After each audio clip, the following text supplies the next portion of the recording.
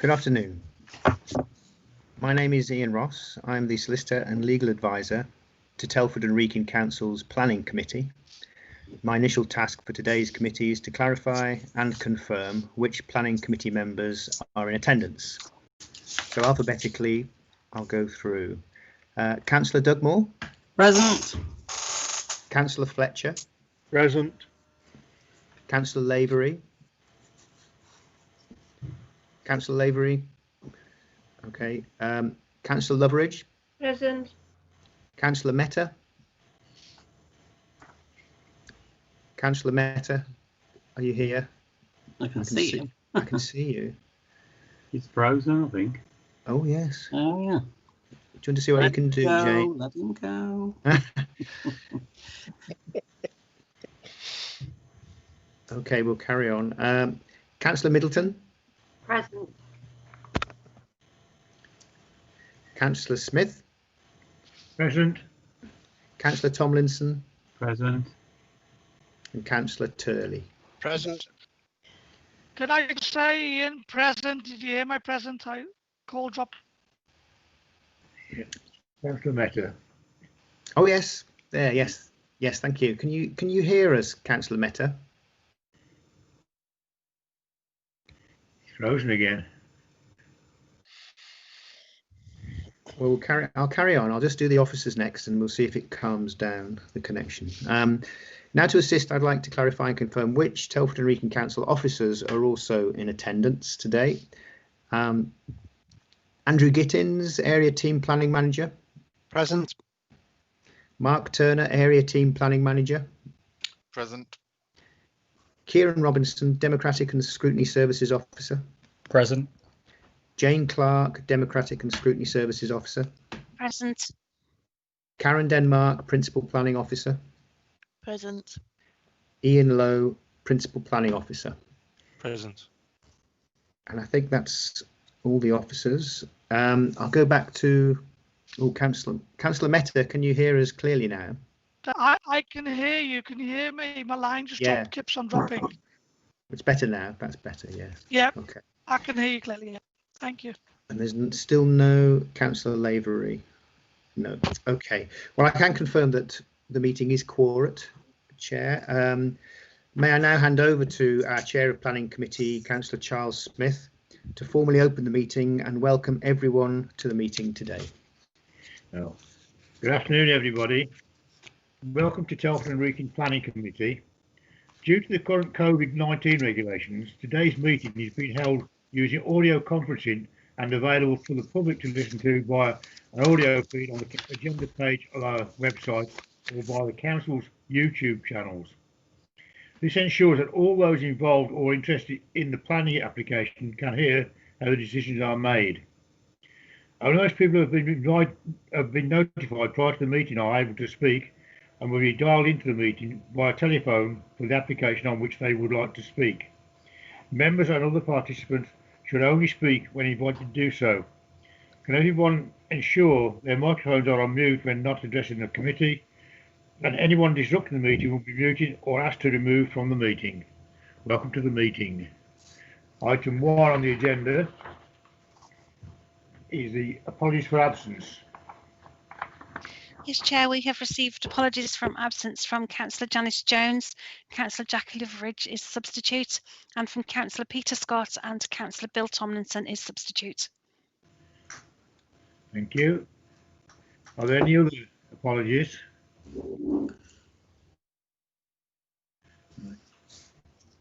Item 2, declarations of interest.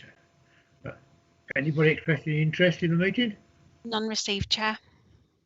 Sorry, Chair. Yeah, on the Muxton one. Sorry, I can't remember what the number is. 2020/0168.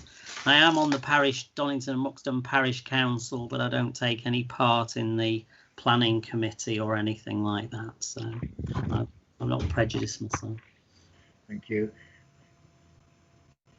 Any other interest you notified to Democrats or the solicitor? No, Chair. Right. Ian, can you conduct a roll call of those people again, please? My notes.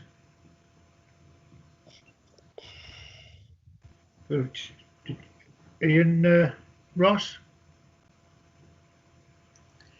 Can you? Sorry, Chair, I was on mute. Classic mistake. I shall quickly go through just to double check everyone's here again. Councillor Dugmore. Present. Councillor Fletcher. Present. Councillor Lavery. Councillor Loveridge. Present. Councillor Mehta. Present. Councillor Middleton. Present. Councillor Smith. Present. Councillor Tomlinson. Present. And Councillor Turley. Present. Thank you, Ian. Thank you. And nobody's expressed any more declarations of interest. So we'll move on then. The minutes of the previous meeting, are they a true and correct record? Need Move, proposed Jane. Right.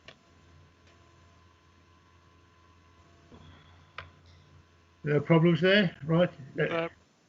Just need a sec. Did we get a second, Chair? Sorry. Second, Chair. Yeah, the chorus of noises there were. Yes, Chris Turley and Jackie Loveridge. Thank you. Chairman, as I wasn't present at the meeting, I'll abstain for agreeing to the meeting, to the minutes of the previous meeting. Okay, thank you, Ian. Same for me as well, Chair. Yeah, okay. Right. Item 4. Are there any deferred or withdrawn applications? Andy Gittins here, Chair. There's no deferred or no deferred items. Thank you, Chair. Right.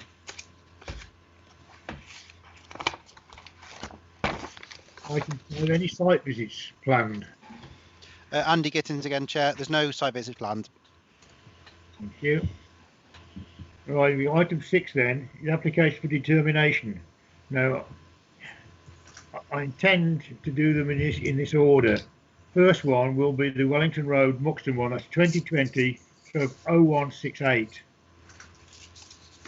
And that's on page 71. If I can read my writing. Mhm.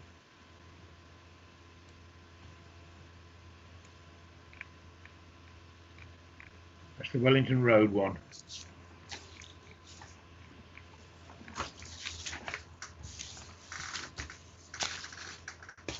I understand we've got a statement from Ralph Morgan, the clerk of the parish council there, and also from Speaker Peter Mellor.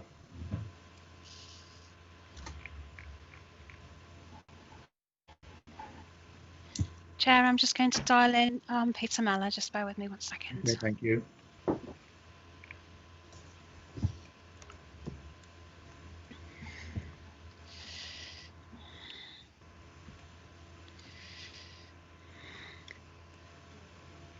Chair, it's Ian Ross speaking. Yes, Chair. I'm just as regards the circulated statement, how are we going to deal with that? Do we have a plan? As regards, are we going to read it out, or is it taken as read? I think in fairness, officers should read it. This is Ralph Morgan's statement. I think if an officer can read out that statement. Does an officer have a copy? Does the planning officer have a copy of this one?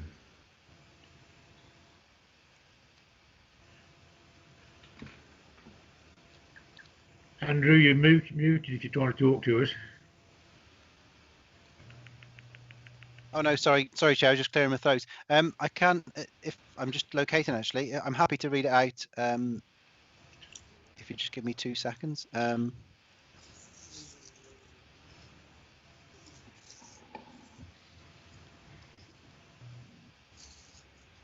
Councillor Matt has dropped out. He's froze up again. You want me to tell you? Oh, thank you, Councillor Middleton.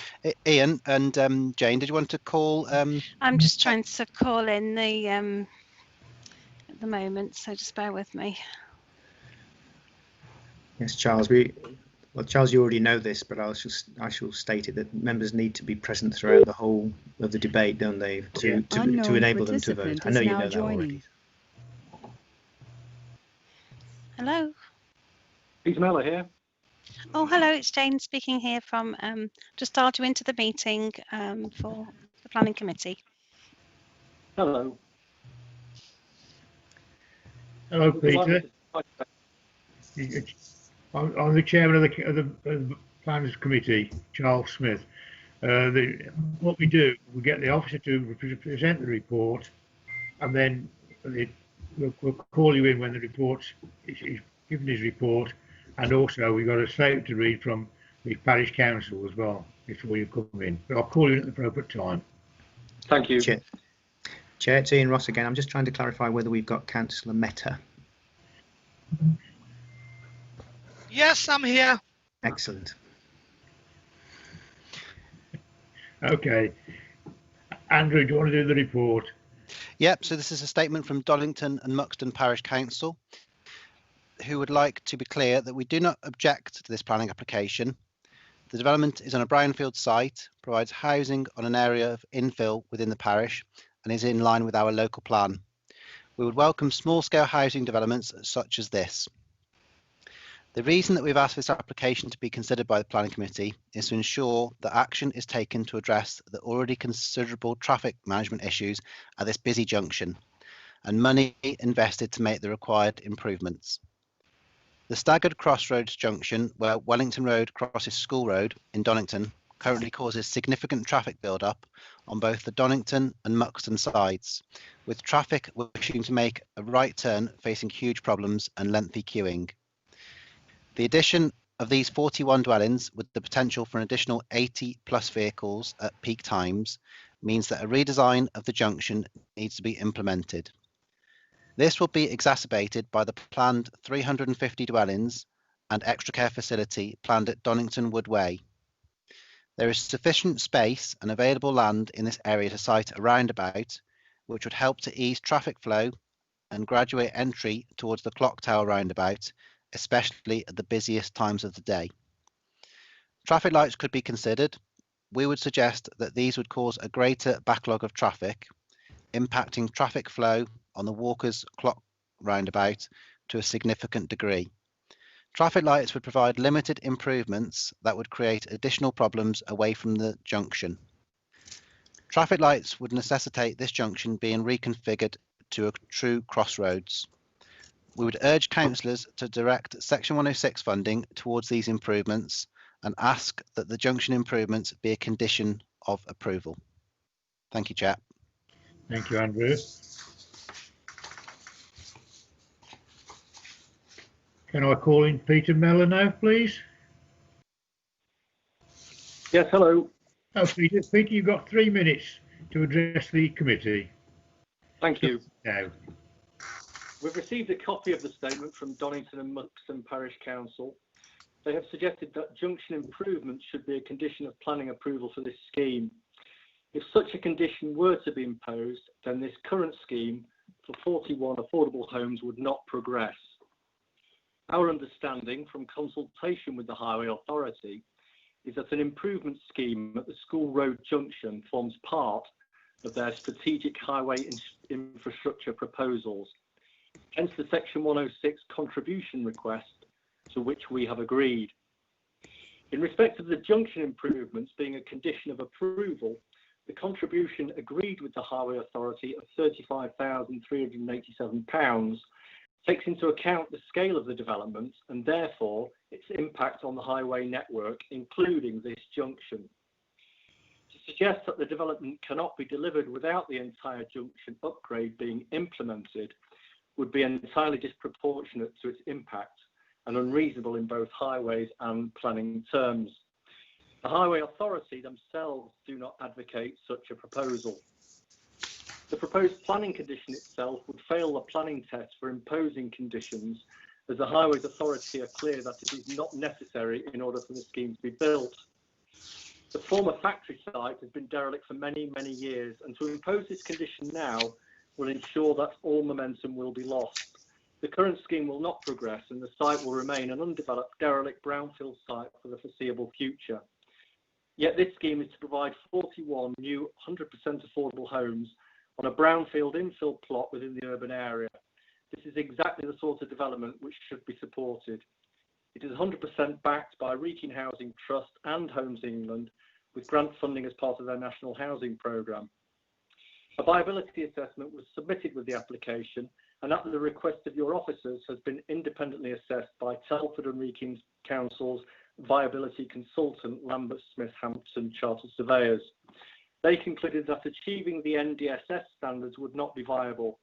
Nonetheless, the scheme is in keeping with other Wrekin Housing Trust developments, and the bespoke design of the houses and the carefully planned layout ensure that the scheme respects the overall character of the area and makes the best use of previously developed land.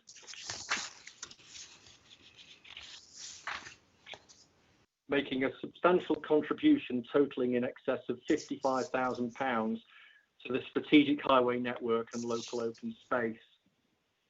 In the event that this scheme receives a resolution to grant planning consent today, then the aim is to commence works on site on the 1st of December 2020, with the 41 affordable houses being available for occupation in phases from September 21 to October 22.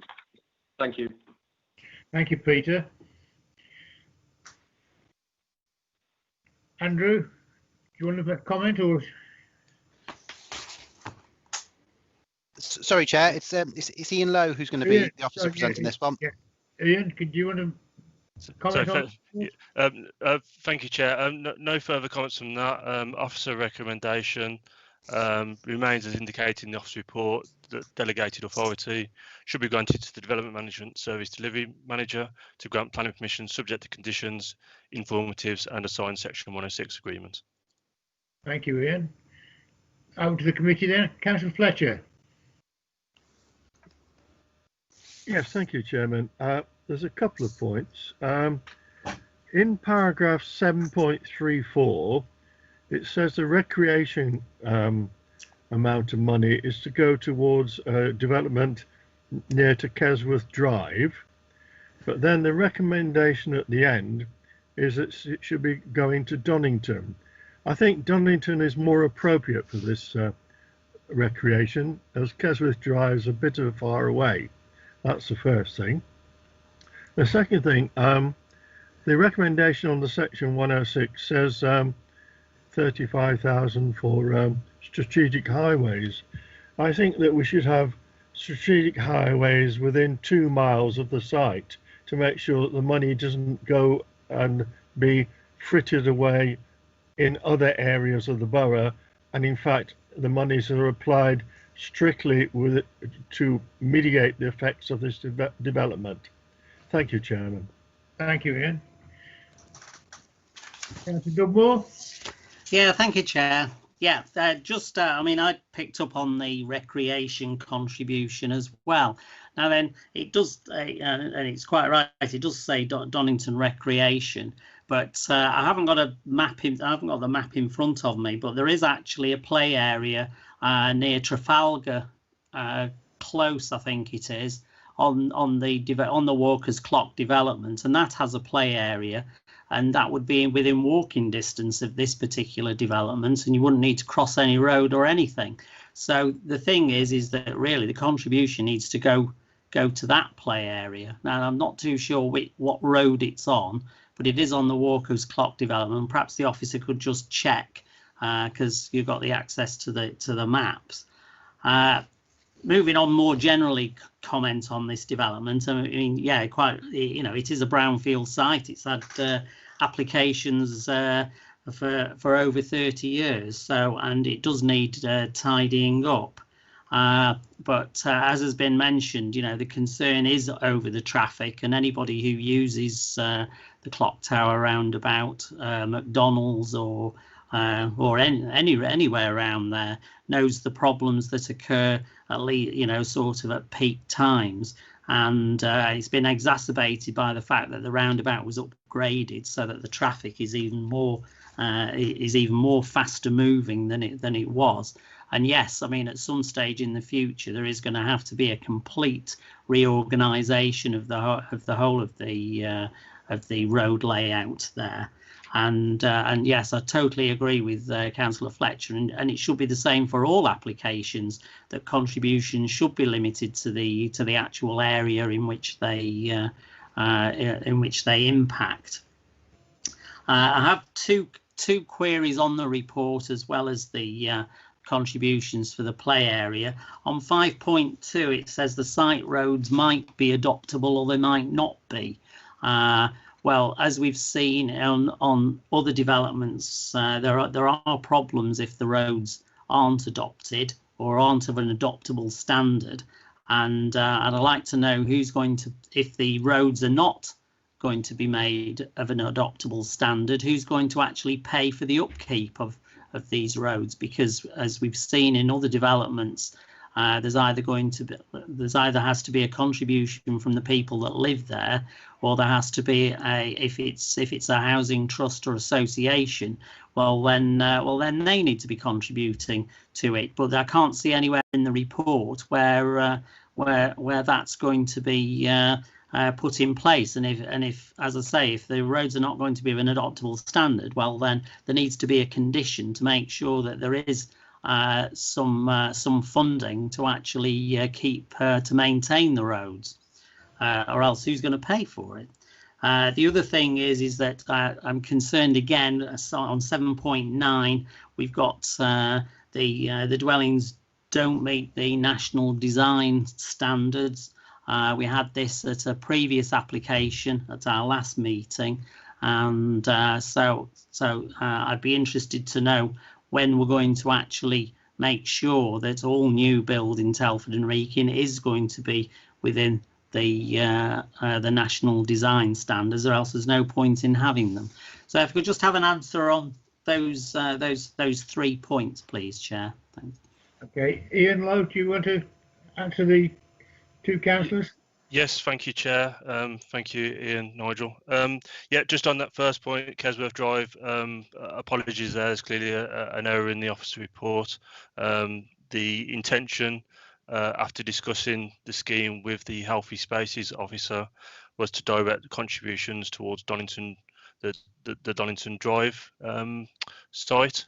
I'm not aware of the other site that Councillor Dugmore mentioned. I imagine I could discuss that with the Healthy Spaces officer and bring that into the section 106. Well, I mean, if you go the mini roundabout where McDonald's is, which is the entrance into, is it Kenray Drive or something? I can't remember. There's a mini roundabout off opposite McDonald's. If you go down that road onto the Walker's Clock development and turn left, there's a play area there. You go left and then turn right, and it's at the end of a cul-de-sac. Okay. But I can't remember what that road's called. If I may interject, I think it's worth. Thank you for bringing that to our attention, Councillor Dugmore. I think it's perfect opportunity that we can kind of have those discussions with the Healthy Spaces officer and see out the Donington and the site that you're referencing, where would be kind of most appropriate for those funds to be directed, where there's kind of the greatest need from this development. So if you're happy for officers to kind of go away and have those discussions. Yeah, well, if you can just make sure that the condition is changed then, because it does say facilities at Donington Recreation Ground. So can we change that wording, or else it'll have to go to Donington Recreation Ground instead of going anywhere else? Just to okay. Well, we can actually sort that out when we get to the end of the report. Yeah. Okay. Mo, do you want to carry on? Yep, sure, that's fine, Chair. In terms of the adoptable roads, certainly I can add a condition in that states that if the roads are not going to be adopted, that they need to submit a sort of management plan details to be agreed with the local highways authority. Mm-hmm. So that's something we can certainly do.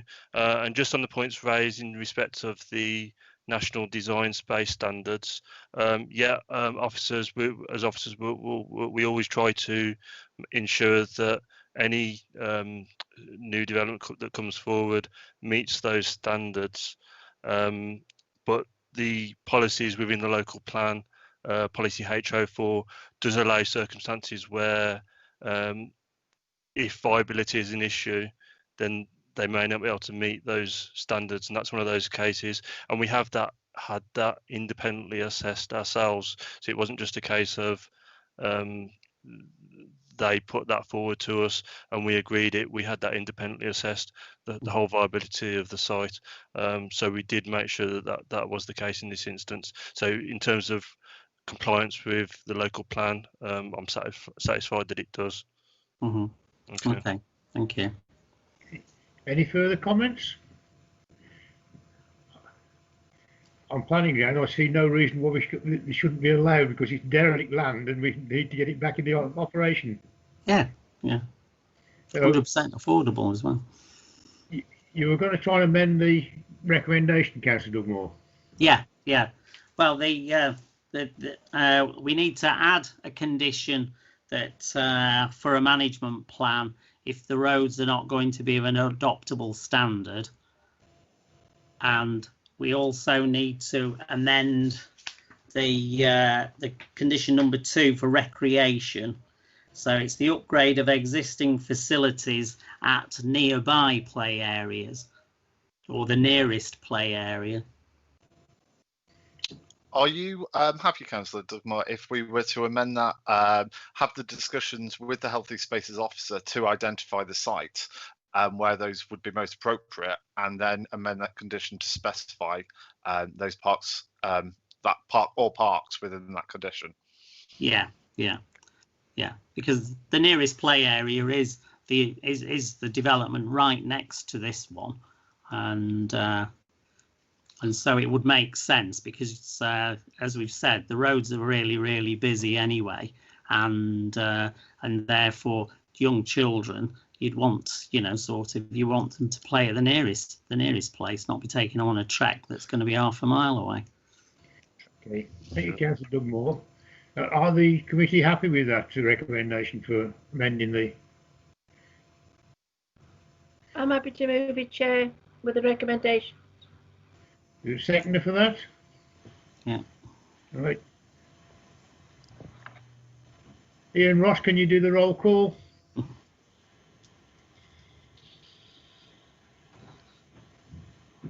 Ian. Where's he gone? Ian Ross. Who's there? Yes, I had a problem. I'm back now. Sorry about that. Roll call on the recommendation as amended. As regards to the recommendation as amended and just clarified by the officers and the members, and I think everyone is clear about the recommendation. I'll go again alphabetically. If members can indicate whether they're in favour or against the recommendation as amended. Councillor Dugmore. For. Councillor Fletcher. I'm for, but I lost contact a couple of times during the discussion, so I don't think I can legally vote because I wasn't there for the entire discussion. So I'd have to record it as an abstention. Okay, thank you, Ian. Thank you very much for mentioning that, Ian. Yes. Councillor Lavery, I don't think has joined the meeting. Councillor Loveridge? For. Councillor Mehta? For. Councillor Middleton? For. Councillor Smith? For. Councillor Tomlinson? For. Councillor Turley? For. Yeah, did you get that, Jane? I did. So that's 8 for and 1 abstention. Thank you very much. Okay, thank you for that. That application is allowed as amended. The next one we will do is the 2020-0466. It's the land west of Lawford Close Majestic Way Aqueduct. It's a reserved matters one. Unknown participant is now exiting. Yep. On this one, we have two speakers, Councillor Kate Barnes and Luke Webb. Chair, I'll just invite Councillor Barnes and Luke Webb into the meeting. Thank you. I'll invite Councillor Kate Barnes first. Yeah.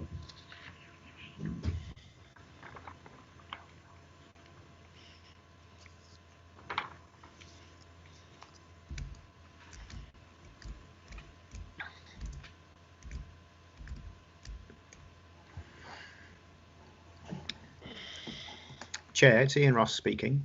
Yes, Ian. I'm just thinking back. Unknown participant is now joining. Good afternoon, is this Councillor Kate Barnes? It is, yeah. Hello, you're through to the Planning Committee. If you just want to bear with us 1 second. Sorry, Ian. Yeah, I might have missed it because I was fumbling with the microphone. Did we have a mover and a seconder for that last recommendation? We did. Did we? Sorry, I'm sorry about that. Really, and Jackie Loveridge. Thank you very much indeed. Yeah. I don't miss getting a second. Right, Chair, I'm just about to invite in Luke Webb. Okay.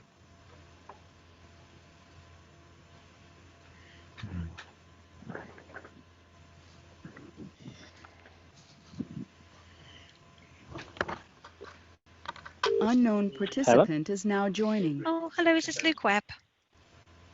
It is, yeah. You're through to the Planning Committee meeting. Oh, great, thank you.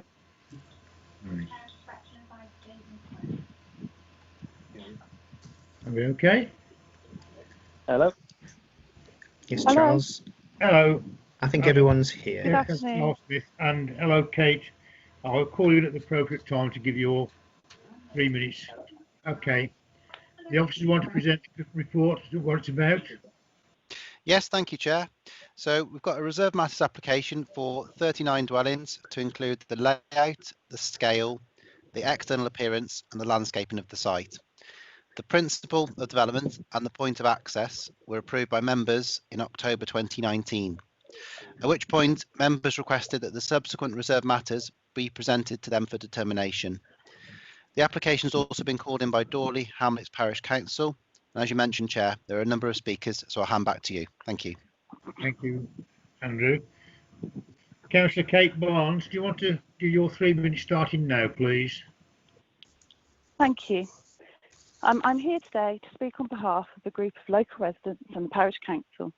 Before raising the specific concerns for discussion, I'd like to remind the committee that 110 residents objected to this on the first hearing and a further 50 on the recent application.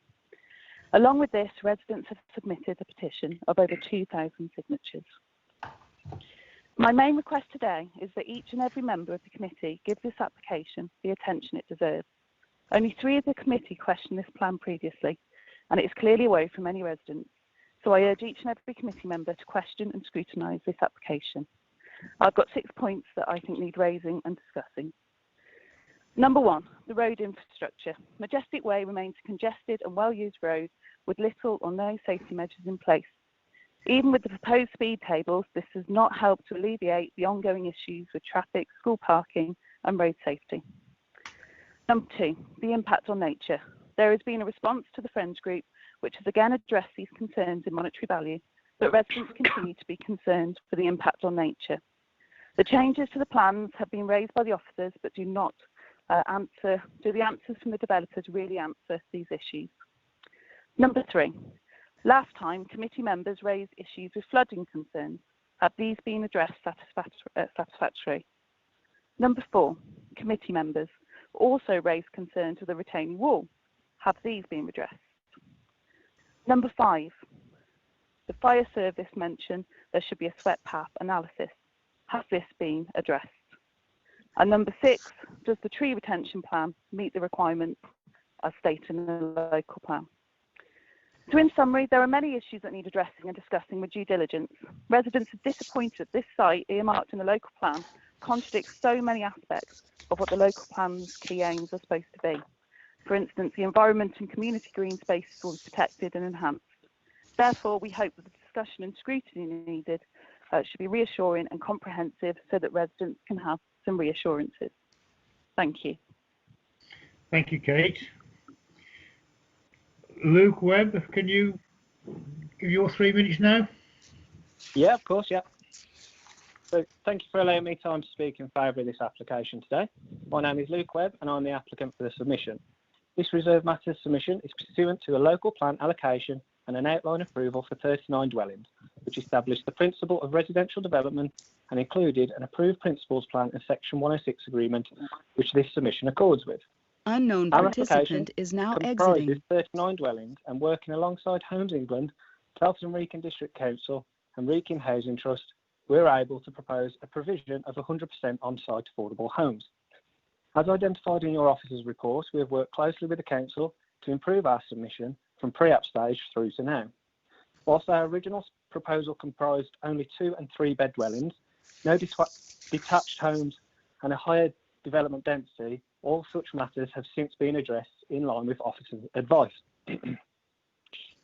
Following numerous meetings with the council, we agreed to introduce a number of 4-bed detached homes to provide a broader housing mix and better reflect the context of the site. We also incorporated some further 2-bed bungalows to meet elderly housing needs. Additionally, we pulled the development area southward slightly to better reflect the existing density of development along Majestic Way. This enabled us to reduce the net development density of the site downwards from 44 dwellings per hectare at pre-app stage to 39 dwellings per hectare at submission stage to 35 dwellings per hectare today, in line with Telford's own density study.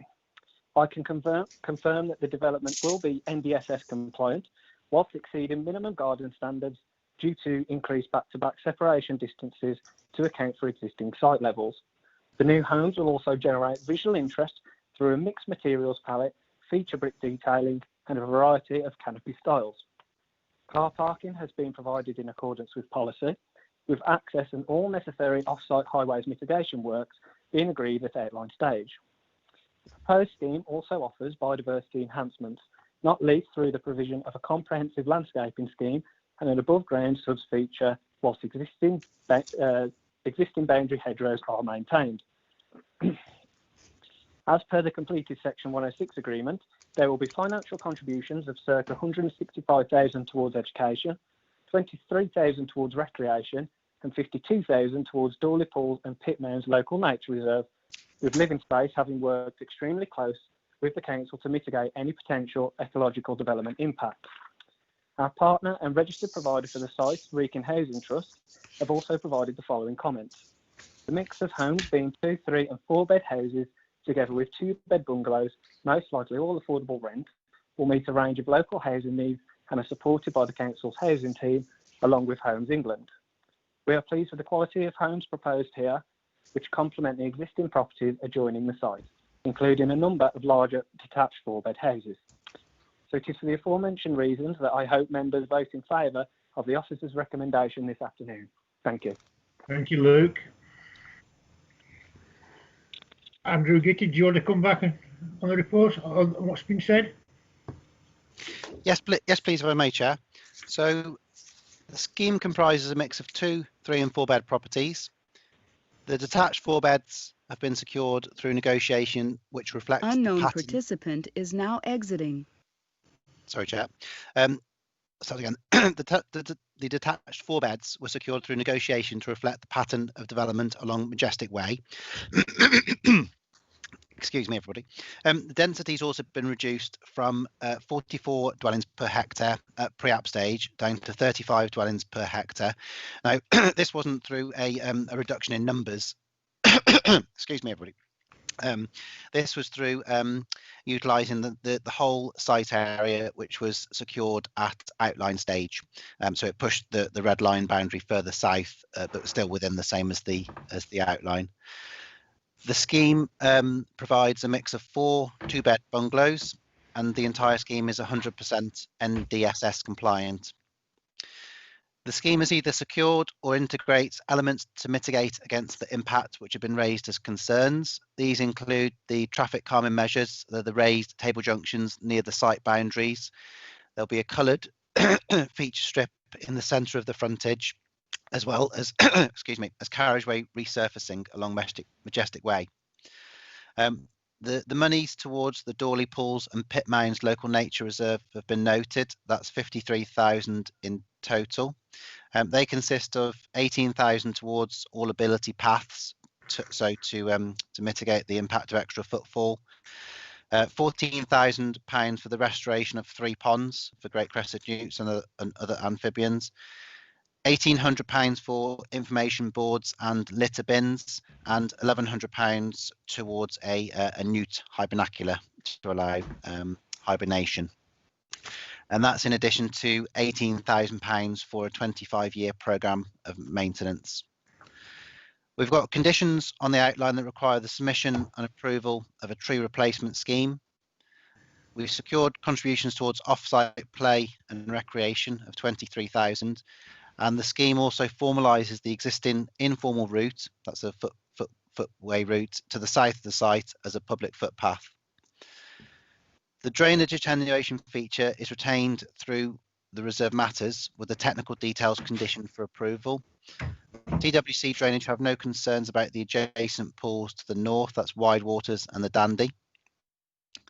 In respect of parking, the scheme provides a minimum of 2 parking spaces per dwelling and provides 81 spaces as required by the local plan. Accordingly, officer recommendation is for approval, and I'm happy to answer any further questions. Thank you, Chair. Thank you, Andrew. It's open for the committee now to discuss. Who wants to open up?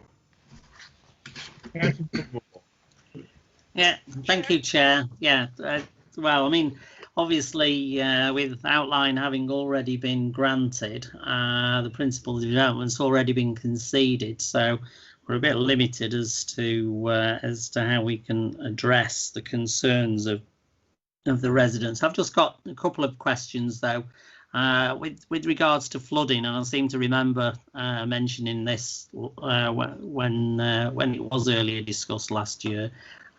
What was the flood risk assessment for this particular site? And I've also got a question on the fire department said that there needs to be a swept path analysis. I'm afraid I don't know what one of those is. I'm going to have to sort of ask the officer to explain that to me, because I don't know what that is, and has it been done? There is one thing though, and I mean it would and it's brought up at 6.3, whereby you know, could we not condition it that the Friends of Dawley Hamlets Nature Reserve are actually involved in the maintenance of the the woodland that borders this particular development? Because I'm sure that as these people are volunteers and are really passionate about the area, I do think that we ought to make sure that they're involved in any potential problems that this development is going to create with regards to the nature reserve. And I just wondered whether or not on condition 17, I think it is, habitat creation and management plan, we couldn't sort of condition that local groups are involved in the development of the management plan, because obviously sort of they're going to have a significant stake in it. I mean, I don't know if that's possible. Perhaps the officer could advise on that. Andrew, do you want to come back on those points? Yes, thank you, Chair. Thank you, Councillor Dugmore. The site is within flood zone 1, which is the lowest probability of flooding. It mitigates the impact of the surface water created from the development itself through the provision of the above ground SUDS feature, and then that feeds into a drain subsequently. So the water would be treated in the SUDS feature, then it goes off into the drainage. In terms of the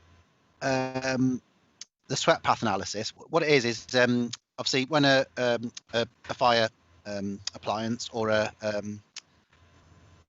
refuse vehicle accesses the site, there's the front of the vehicle or the corner and the back of it overhang where the wheels drive. So it's a technical drawing that tracks where the outside of the vehicle goes as opposed to just the wheels. That. I'm just looking on the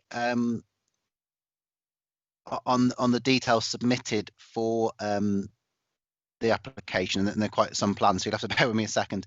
I can't see that there's a specific document called swept path analysis, but I'm just referring back to the outline. If you just bear with me 1 second, there'll be a condition on the outline to say or to ask for details of the highway, which, sorry about this, everybody.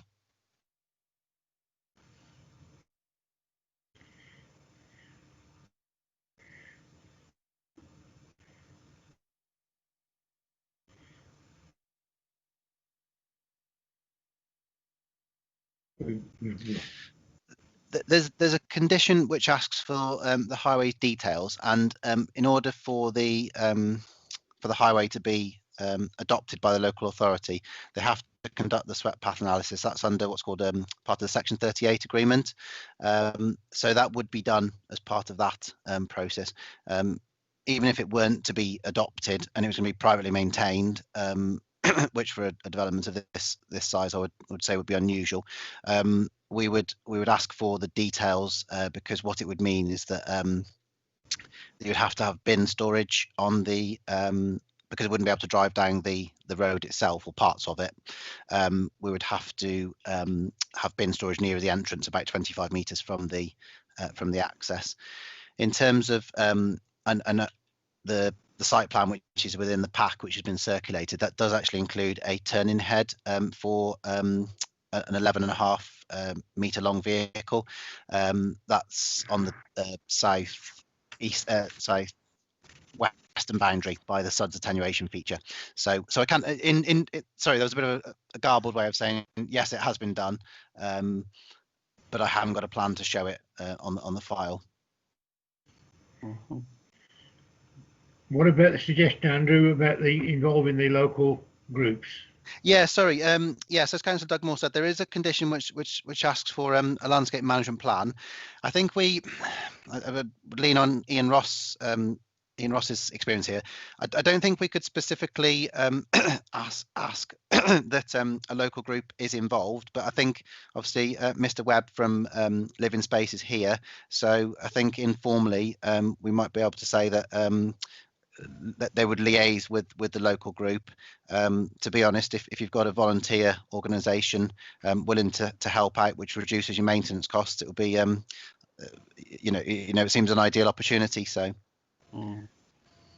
yes, Chair, I think Andrew's correct on that one. I don't think we can insist through a condition a particular reference to a third party.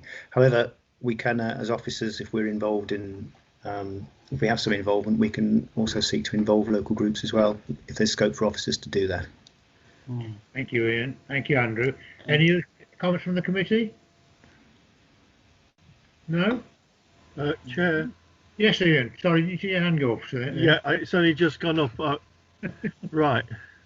The first thing is I note that the superb traffic management plan has speed,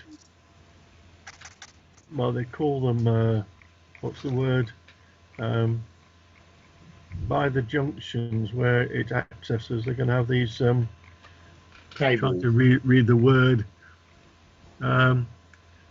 raised tables. Raised tables. Now they're not very good, to be honest.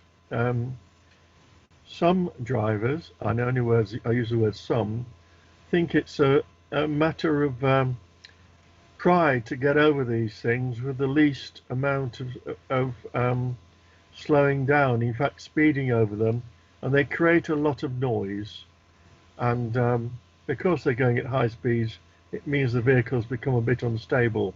So I don't think that's very safe, but I know highways engineers like them.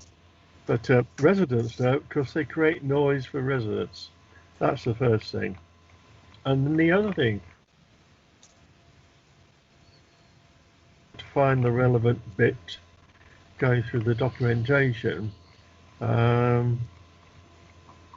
we are.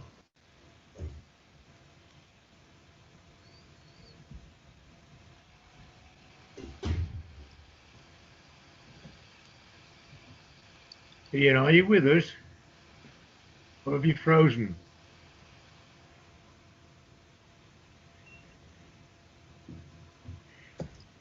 He's frozen. Councillor Fletcher.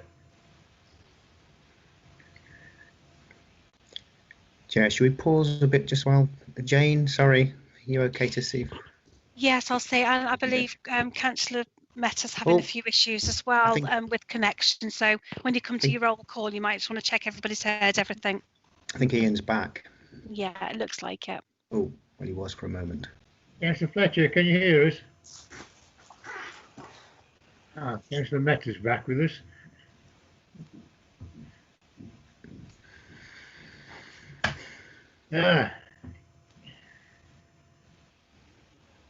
Hello? Hello? Councillor Metta, yes, we can hear you. Yep, thank you. Thank you.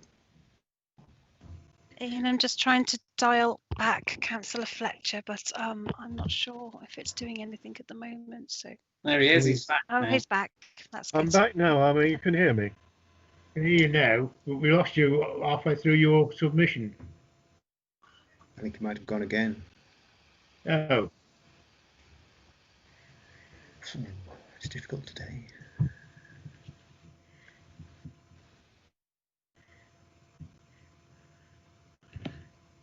He's gone again. Could we possibly get him on a phone line rather than on a computer? Can you do anything about that, Jane? Yeah, I can try and dial Councillor Fletcher's council mobile number. If you bear with me, I'll just find. Oh, he's back. He's back now. I'm back again, am I? Yes. Right. I'm. Lost you again.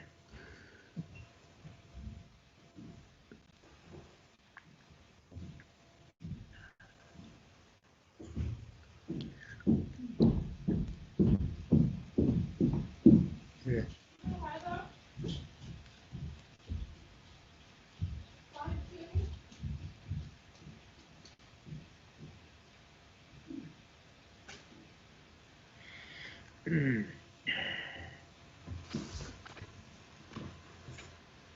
Councillor Fletcher, we keep losing you.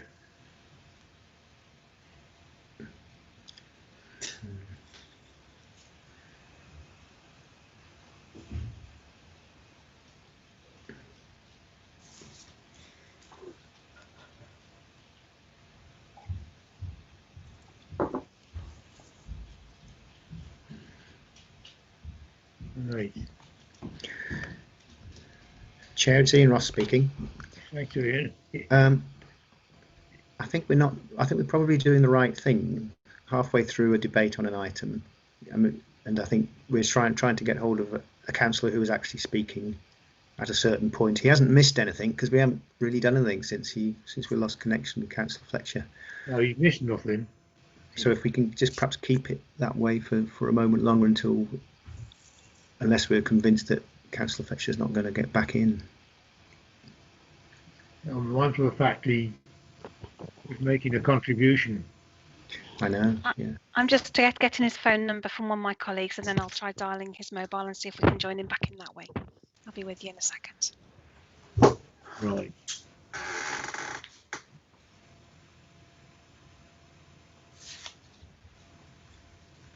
Lost him completely.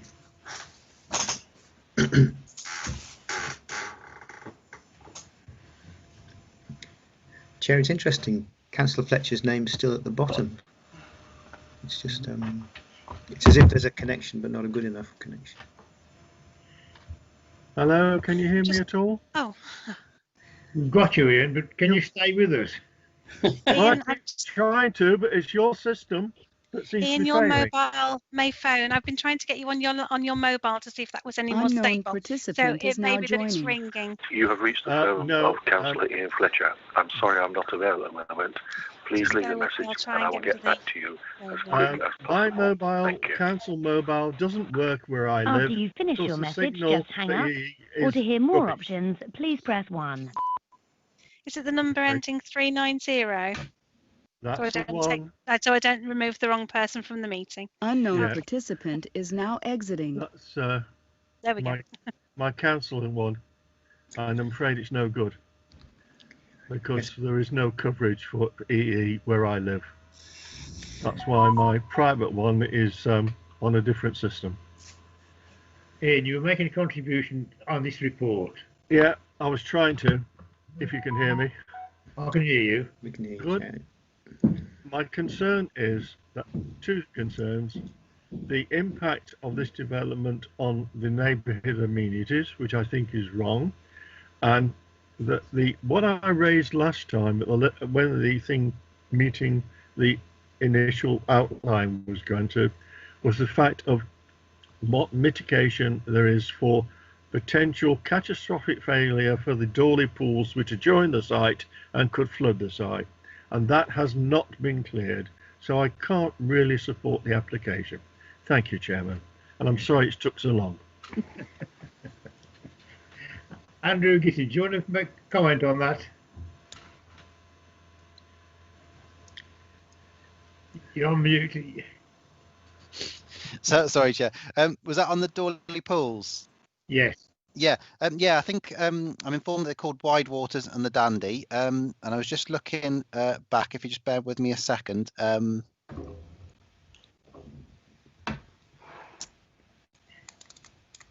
To see what the flood risk assessment said at outline stage. I've got a feeling that they will probably be on the National Reservoirs list, which means that they're managed through that. Just in advance of opening up the flood risk assessment.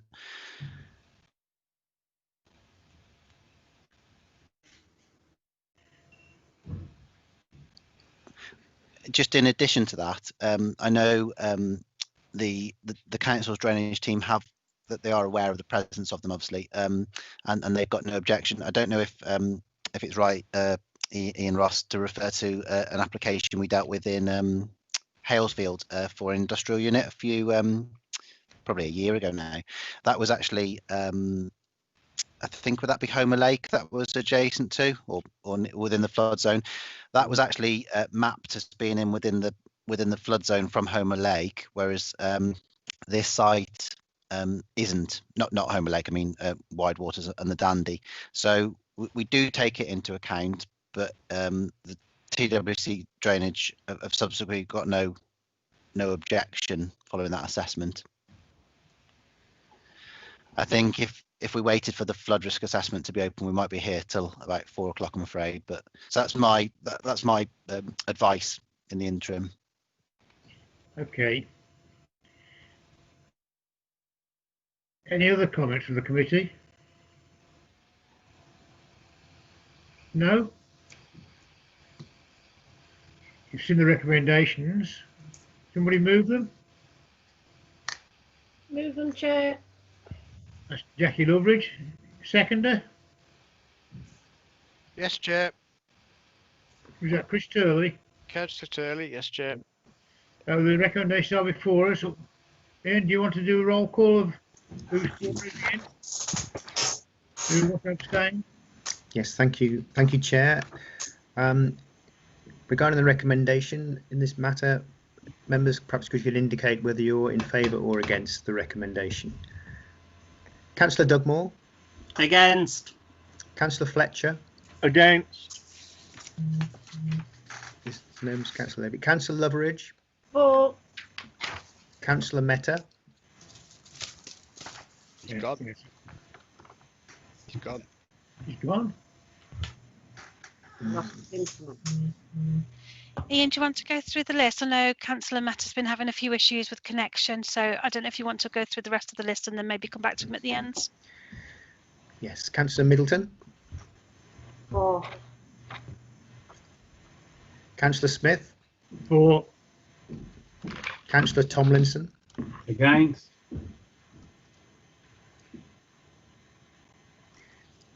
Now, how are we with Councillor Mehta? I'm not. We need to be sure also that Councillor Mehta was present during the debate. He's not back yet, Ian, but I don't think you actually mentioned Councillor Turley No, either. didn't, no. Oh, I'm sorry, Councillor Turley. Yeah. Oh dear. 4. Councillor Turley, 4. I can't see that Councillor Mehta's back yet. As regards the members who have voted, where did that leave us, Jane? There was 4 for and 3 against, and Councillor Lavery's obviously absent. Okay. 4, 3 against. It's 4-3 against, so that is allowed. That application is allowed. Okay. Thank you. Yes, Chair. Right. The final one, with all these troubles we're getting, is the on page 13, and this is the. I'll read my notes now. I'm not done having problems. It's the land Loadcroft, west of Loadcroft, Iron Bridge.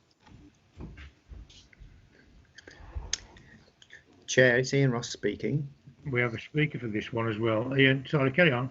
Just wondering whether we need to wait to see who we've got present in the meeting. Just well, really, I think I'm confident that we have all the people who voted last time. It's just Councillor Mehta that I'm concerned about. We quorate anyway. Would you like me to try and invite him in and see if we can get him that way, Chair? If you can, please, Jane, and then we'll go on to this. Because we've got Mr. Pettit to speak on this one. We have. Councillor Mehta is on the bottom of the page. Yeah. Hello? Hello. Hello? Hello, Raj. Hi, sorry. I lost everyone. You lost everyone. Raj, Yes. you were for the last vote, but it went through. But we're now on the last one, which is the Iron Bridge application. I can hear you. Okay. I'm just dialing in the member of the public, which is Mr. Pettit. Unknown Hello? participant is now joining. Hello, is that Mr. Pettit? Yeah, speaking. It's Jane here. I'm just going to hand you over to the planning committee. Oh, thank you. Hello, Mr. Pettit. It's Councillor Charles Smith, chair of the meeting. Yep. Hello. Call you in a few minutes when when we got a report for us. Yep. Speak. Your email has been sorted, by the way, as well. Oh, thank you. Sorry, I missed that. What was that you were breaking up? The email you sent to us has been circulated to all committee members. Oh, fine. Thank you very much. Thank you.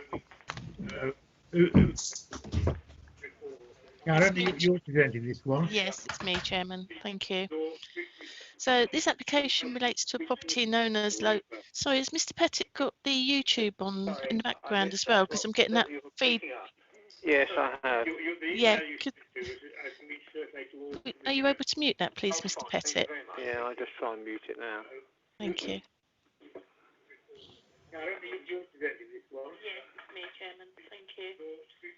So this application relates to a property known as Sorry, has Mr. Pettit got the YouTube on? Yeah. As well? Because I'm getting that feed. I'm just trying to close it down. Yeah. Are you able to mute that, please, Mr. Pettit? I have done, yeah. Okay, Karen. Okay, right. Thank you. Sorry. So this application relates to a property known as Loadcroft, located off of Severn Terrace in Iron Bridge. The proposal relates to the erection of a dwelling with access from New Road. The application is before the Planning Committee at the discretion of the Development Management Service Delivery Manager. And Mr. Pettit's waiting to speak, so I shall hand back to you, Chairman. Thank you, Karen. Mr. Pettit? Yes? You want to address the committee? You've got 3 minutes. Fine, thank you. Well, thank you, Mr. Chairman. My name is Harry Pettit. My wife and I live in Loadcroft, which is owns the land, which is the application site before you. We purchased the property in 2007. It was a bungalow, uninhabitable. The land was badly overgrown, brambles, undergrowth. It was a total eyesore. We renovated the property and cleared the land at a cost of just over £48,000. We had in mind to use it as a small vineyard. We checked the situation with the planning department and were told the planning permission was not necessary. But when we created a number of shallow terraces on the plot, the council enforcement officer visited us and advised us that we needed planning permission and the full ground stability assessment before the project would go any further. We undertook that survey at the cost of over £19,000, but the cost of the survey meant that it was necessary to try to recoup some of the outlay by developing the land in some other way.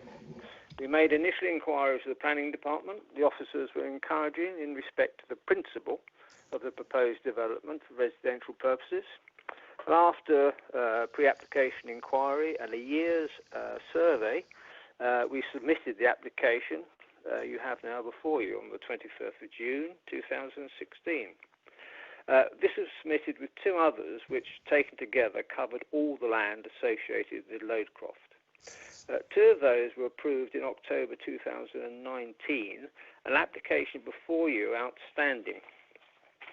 At a meeting in December 2019, we learned that the council's conservation officer was objecting to the proposal because of the possible effect of the development on the conservation area World Heritage Site.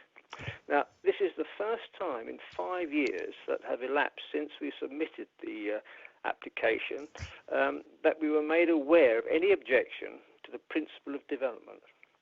I wrote a long letter to you, as you've mentioned, commenting on the contents of the officer's report on the application and pointing out that it was misleading in certain respects.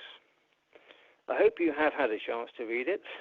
Whether you have or not, however, it does seem to me that you cannot really assess what impact the proposed development would or would not have without visiting the site and those locations that the officers have indicated would be significantly adversely affected by the development.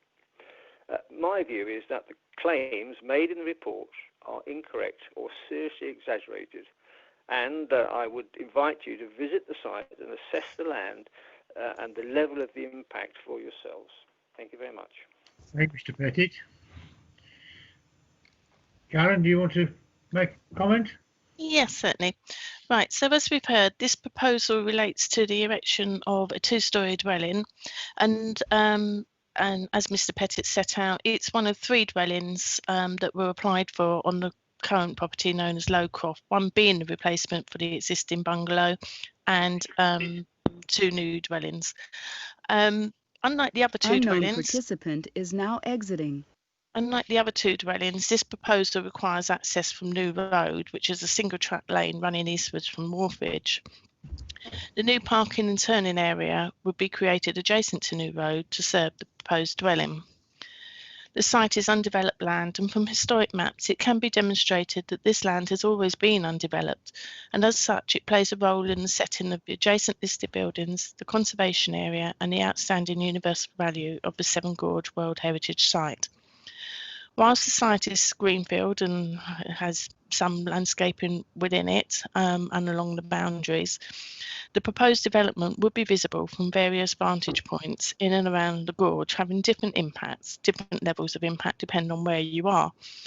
But the most notable impacts would be from New Road, Wharfridge. There would also, the proposed development would also be visible from Ironbridge itself and Severn Terrace and Bower Yard. The scale of development, together with the clearance required to construct the parking and turning area required, would result in a significant change to the character of the site. The creation of the parking area and the required site visibility displays would require the removal of existing hedgerow and vegetation to the front of the site. This would impact on the setting and character of a number of designated heritage assets, resulting in less than significant harm at the higher end of the spectrum. Paragraph 196 of the MPPF requires the harm to be weighed against the public benefits of the proposal. In this instance, the public benefits arising from the construction of one dwelling would be minimal and would not outweigh the harm, and it's therefore recommended that the application be refused. Thank you, Karen. Down to the committee now. Any comments from the committee?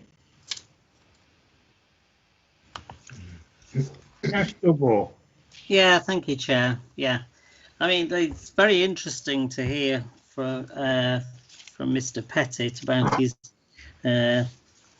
idea to plant a vineyard, and as we've seen, well, those of you that travel in Europe, you see vineyard terracing in far more unstable locations than are in the gorge. I think on this one that we do need a site visit, because I think the harm to the World Heritage Site is subjective, and the only way that we can decide that ourselves is by going and have a look at it. I mean, if you look on Google Maps, those of you that have got it on your phone now, you'll see that the location of it, quite honestly, you know, sort of, I can't see it having such a significant impact on the World Heritage Site. I mean, it's always the same whenever there's applications for building in the gorge. Yeah, they do need close scrutiny, but also we have to put a bit of you know, common sense in there as well. You would think that, you know, there'd be a plague on all our houses if this one dwelling went, but if you look on Google Maps, you'll see that there are other buildings, quite recent buildings, that have been put very close to it, and obviously the heritage officer and the LPA have been quite happy for those to go ahead, but not this one, even though this is going to be slightly lower down the side of the gorge, and therefore would actually have less impact. But so I think really that, you know, I would propose that we have a site visit, and if we don't have a site visit, well then sort of I can't, you know, I think I'll probably have to abstain on this vote, because quite honestly, you know, it's one of these things that that you need to make your own mind up, and particularly with the impact being so subjective, I don't think that you can do it by reading a report and not actually going and seeing it for yourself. Thank you, Chair. Andrew Gittins, you got your hand up. You want to make a comment? Yeah, if I may, Chair. Just Councillor Doug Moore mentioned about Google Maps, so I thought it might be I could offer to show the members who haven't got that facility. Is that okay? Is that something I can do? Yeah, put it up as satellite. It's better on the satellite one. Let me bear me a second. I'll just get it on the street view first, and I've got to go back. Can everybody see that? It doesn't show it as it is. Yeah, is that sharing now? Yes, it is, Andrew. Thank you. Yeah, excellent. So that's I'll just show the street view first, if that's okay, Nigel, while I'm on it. Yeah. So this is the site here. The site at the back is where the second dwelling was permitted, and then just through the trees, I think you can just about make out. Well, you can't really, but you can make out something that is Lowcroft, which is the existing bungalow, and then you've got. I'll show you another map in a minute, just because there's two issues in terms of. Well, there's three issues in terms of heritage. One is the conservation area, two is the World Heritage Site, and well, four really. Three are locally listed buildings, and four are listed buildings. So I'll show you a map in a minute to show you where those designated assets are. This is a listed building, as I understand. Sorry, it's a little bit slow in terms of just clearing. Doesn't really show too much, but and then so this is the site frontage where this post and wire fence is, which would be for the access, and then this is obviously the wharfage that goes without need me to say that. And then I think there may be another listed building, or certainly a building of local interest. Listed I just building shared at the front. Yeah, this tall white one, that's listed. Yeah. And then if I just share just have to bear me a second while I swap plans.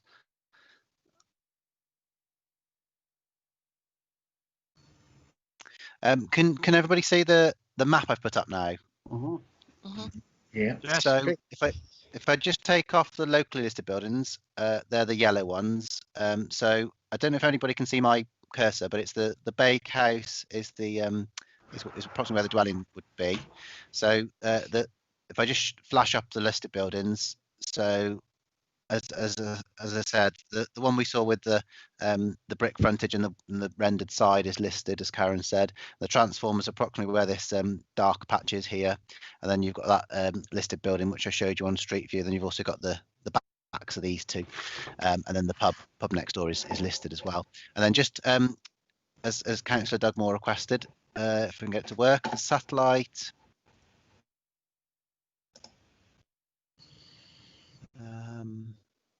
No. I think this is starting to work now. So it's here the site, isn't it? Yeah. Let me just see if I can zoom in a bit on that. Yeah. So there's Loadcroft. That's the position of the approved dwelling, and then this is the site of the proposed. I have got one more document, if I may, which is a site section, which will just help as well. Can everybody see that? I'm still seeing the satellite picture. Yeah. Let me just stop sharing and I'll restart.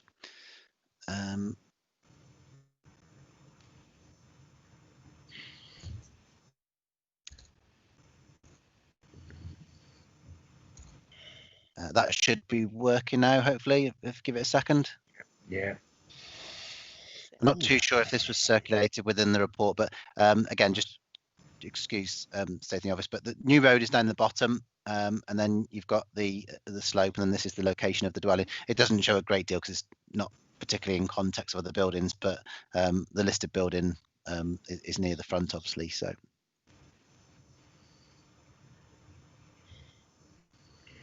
Yeah. So sorry, the point of that, Chair, was just try to assist members in giving a bit of context in request for the site visit. Okay, thanks, Andrew. Useful. Can you take it off? We go. Yep. Councillor Turley. Yeah. Can I reflect back at when we had the last hearing this application? Wasn't there an issue with the tunnel, Reynolds Tunnel? Well, they reckon that was all right, didn't they? There were some concerns over it. There was concern over suitability of the land. Well, they reckon it was all right. Well, yeah. Obviously, I wasn't involved in that because I wasn't here working here then, but the reports accompanying the application do show that the stability in relation to Reynolds Tunnel have been addressed. Okay, thank you. Any other comments? Difficult. I think if I may, Councillor Fletcher. Sorry, Councillor Fletcher, I'll let you go first. No, yeah, okay. I hope I can actually get through and stay in this time. Like Councillor Doug Moore, I've had a close look at this, and I looked at all the documentation, and I looked at the Google map as well. And I think that it's a bit of overdevelopment by sticking 3 properties on that site. But my concern is, in accordance with the full report from the conservation officer, it will have, I feel, a adverse effect on the Ironbridge Gorge World Heritage Site, and therefore I couldn't support granting the permission, so I would support the recommendation from the officer that it be refused. Thank you, Chairman. Thank you, Ian. Andrew, do you want to come back? You were trying to? Sorry, Chair. I was just about to say that the test of development in a conservation area is Section 72 of the Planning, Listed Building and Conservation Areas Act. Now, what the NPPF, the National Planning Policy Framework, and case law has established is that there's a statutory presumption against development which fails to preserve or enhance the character or appearance of the conservation area. So it's a different balancing act than a normal plan application, where you simply balance the benefits of it against the any harm. When there's harm to a heritage asset, and in this case we're saying that there's harm to 3 designated assets, that's the World Heritage, Conservation and Listed Buildings, as well as well, I'll go into that in a minute. There's a statutory presumption against, so therefore the benefits have to be bigger to outweigh that harm. So that's the Ian Ross may want to add to that, but that's the judgment, the planning judgment or the planning balance that members have to enact. Ian Ross, do you want to make a comment? No, I think it's set. I think it's set out in the report as well. The need to assess alongside your normal considerations the need to preserve and/or enhance the conservation area. So no, nothing to add to what Andrew just said. Nothing on that one. Karen, do you want to make any comment? No, I think it's all been said. And it's set out in the report. Yeah. Well, you have to bear in mind it is a conservation area. It's a World Heritage Site as well, and there's a lot of listed buildings there, and it's our duty to preserve the conservation area, and so we have to look at it properly. So, any other comments at all? I know Councillor Dugmore suggested a site visit, but he was the only one who suggested it. And we've had a very good Google map and other site look at it. So I think that application is before you. Will you move it? I'll move it. I'll second it, Chair. And Jackie? Yeah, I'll second it, Chair. Yeah, right, thank you. Right, Ian, do you want to do the roll call, please? Yes, so just recommendation. Yeah, Chair, just to be clear, the Councillor Dugmore's proposal for the site visit wasn't seconded, so I think that's how. That's fine. Just to clarify that point for Jane as much as anything. No, I think you did. Yes, thank you very much, Chair. Just going through as regards the recommendation which is before members, if members could indicate whether they're in favour or against the recommendation. Again, alphabetically. Councillor Dugmore. I'll abstain then. Councillor Fletcher. For. Councillor Loveridge. For. Councillor Mehta. For. Oh, he's for. Councillor Middleton. For. Councillor Smith. For. Councillor Tomlinson. For.